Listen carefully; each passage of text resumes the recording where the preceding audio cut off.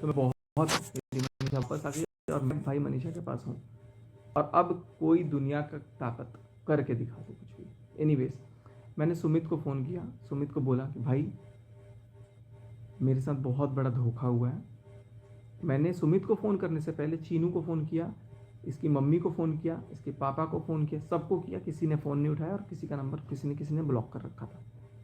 फिर मैंने सोचा कि मैं अपने मन की बात किसको बताऊं, मैं किसको बोलूं अपने मन की बात।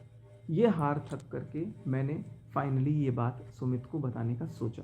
सुमित को बताया तो मैं बहुत परेशान था कि मैं नहीं रह पाऊँगा यार, मेरे साथ मेरे को बहुत डिप्रेशन फील हो रहा है, मैं जी ही नहीं पाऊँगा।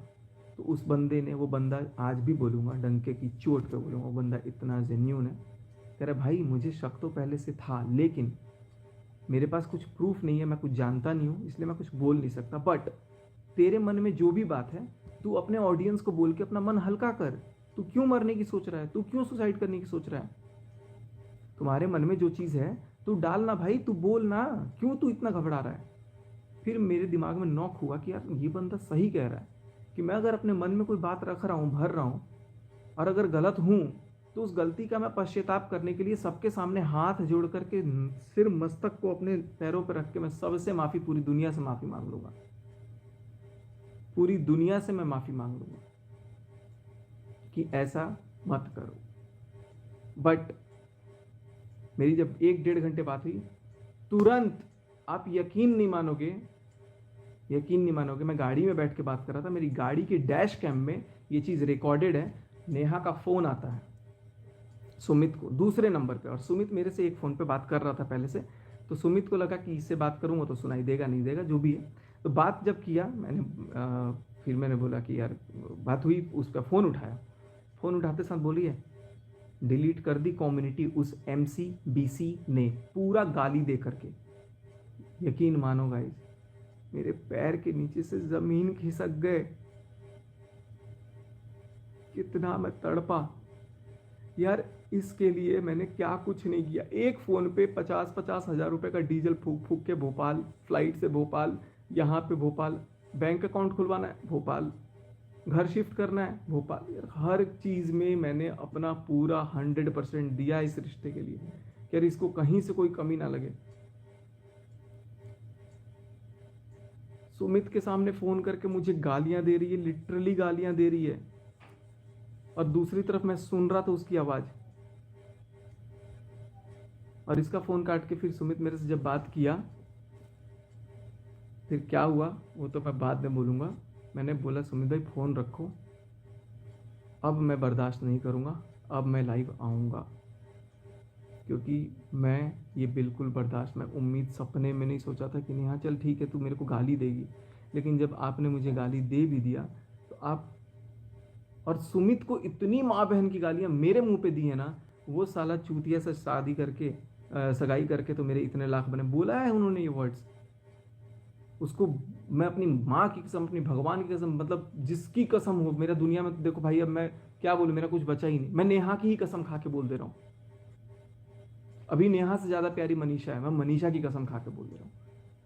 सुमित को भी इसने लिटरली माँ बहन की गालियाँ दी हैं बहुत बार, और मेरे लिए सुमित ने जब गालियाँ दी हैं तो सुनी है ये बहुत बार। और इसने पहली बार सुमित के सामने जब गालियाँ दी तो सुमित कहता है अरे वाह तुम गाली कितनी कब से देने लग गई? तो ये कह रही है हंस के अरे मैं गाली देती हूँ, मेरे तरफ इतना टेंशन दिखा करके जा तू निकल MCBC कर रही है, और दूसरी तरफ सुमित से इतने प्यार से मीठे बोल रही है। मैं समझ गया कि सचिन तेरा काट रही है ये औरत, मैं लिटरली समझ गया कि मेरा काट रही है।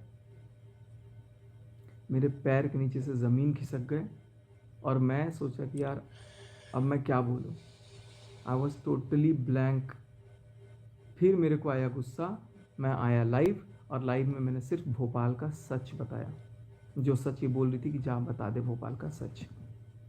फिर मैं इनको मैसेज करता हूँ, अभी मैं लाइव आने के पहले मैसेज करता हूँ, जान क्यों किया ऐसा?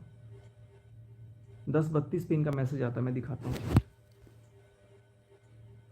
सुन तरीके से बोल रही हूँ, अब मत आना, मैंने ऑप्शन दिया था ना, कम्युनिटी चुना तूने, अब मैं शादी ज़रूर करूँगी, मुझसे दूर रहना। एक भी रिएक्शन चैनल वालों ने अगर तुम्हारी इस हरकत से मेरा नाम लिया तो याद रखना इस बात को, मुझे दुनिया से मरा समझ कर लेना, मेरे पास मत आना। मैंने बोला कम्युनिटी डिलीट कर चुका हूँ, मतलब बात करनी है एक बार। कह रही अब मुझे कोई बात नहीं करनी। कह रही एक बार प्लीज़ सुन लो। मैंने बोला, कह रही नहीं कभी नहीं। मतलब बस एक बार प्लीज़, लास्ट। आप लोग यहाँ से देखो, लास्ट। जाओ बता दो भोपाल का सच। मतलब मैं कुछ नहीं बोल रहा, एक बार बात करो ना प्लीज़। मैं सिर्फ बात करके चीज़ें इसको समझाना चाहता था कि यार मेरे मन में कुछ भी नहीं है। कह रही लास्ट, कह रही है अब कुछ नहीं बचा, मतलब प्लीज़ प्लीज़ प्लीज़। मैं इसको ना प्यार से बोल रहा था कि सिर्फ एक बार बात कर लो। कहाँ से ही बैक होगा।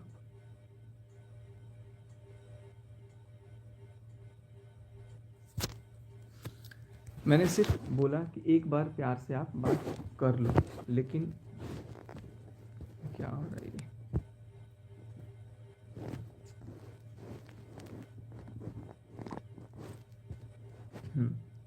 अरे यार। करिए जैसा जैसे तैसे सब ठीक हुआ था। देखो आप लोग मैसेज ही देखो, अभी तो साफ दिख रहा था।